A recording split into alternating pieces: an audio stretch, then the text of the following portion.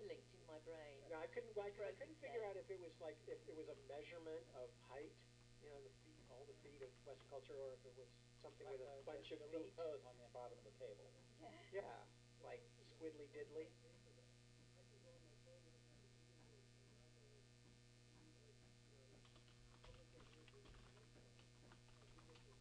Right, but presumably Why would you? Because it's pretty.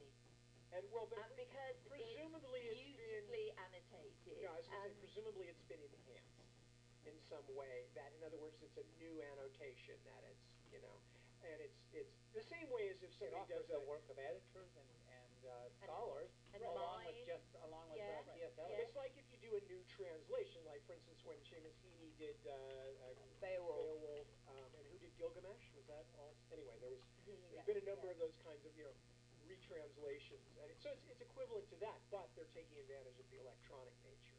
So it's the quality of the work involved. She's just excited about it because she used to wake me up at early hours in the morning to verbal to me about T.S. Eliot. That was before quartet stuff.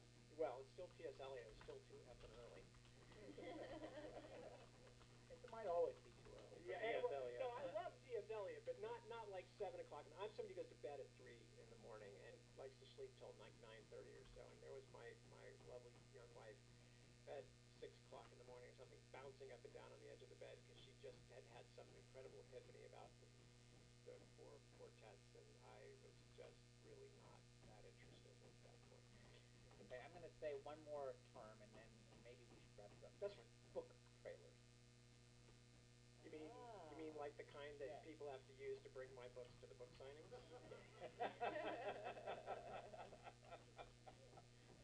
Giant heavy tome. You have to have a U-Haul. And, book trailers. I'm fully in favor of it, and I think that's one of the things I'd like to do. Again, the thing about trailers that works is when they're snappy and they get people's attention and they're surprising sometimes, or they show you something about the thing that you might have already thought, oh, I'm not interested in that, and then you see that and go, ooh, that looks really cool. Well, it gets books on TV. I mean, yeah. But I'm talking about this on the internet or anywhere. I mean, just anything that will make people notice something that they wouldn't notice otherwise, obviously, is valuable. And we're living in an increasingly visual culture.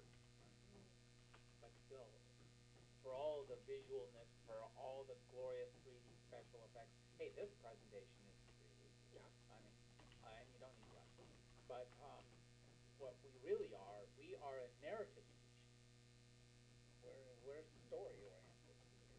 We are. Absolutely. I have theories about, well, we both have theories about why that is, but I think it's all tied up with the nature of consciousness. Because the way in which consciousness flows inside ourselves is that we make sense of everything, and we tell ourselves a story about our experience.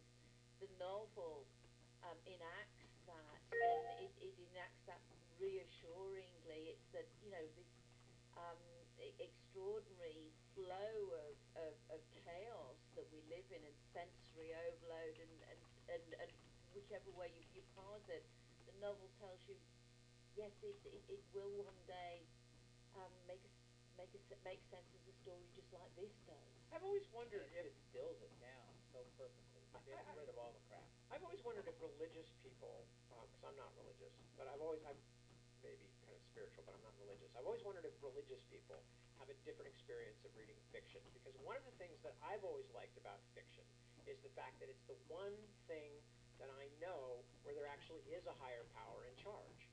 You know, I mean, there's somebody actually making decisions for the, you know, for the benefit of that particular universe. You know, and I've always wondered, is that because that, to me, that's one of the things I like about it. But to religious people go like, you know, who cares? Well, that's why they call you dog. There you go. Yeah. Dr. Hyas. We should wrap. I'm sure we kept all these people up way too late. We've been enjoying the fabulous verbiage of Tad, Deborah Beale. They're great authors. You can buy their books. You can read them, and that's the most important thing. Get out there, buy those books, pay for them, and then read them and experience them.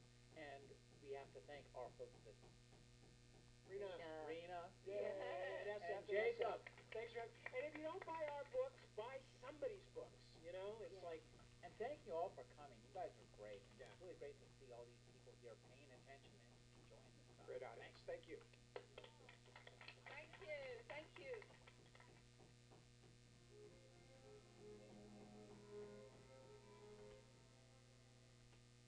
listening to the Agony Column News Report featuring interviews, phone interviews, reports from live book events and festivals, and conversations with readers. You can find additional news, interviews, book reviews, and more 5 days a week at the Agony Column website at trashotron.com/agony.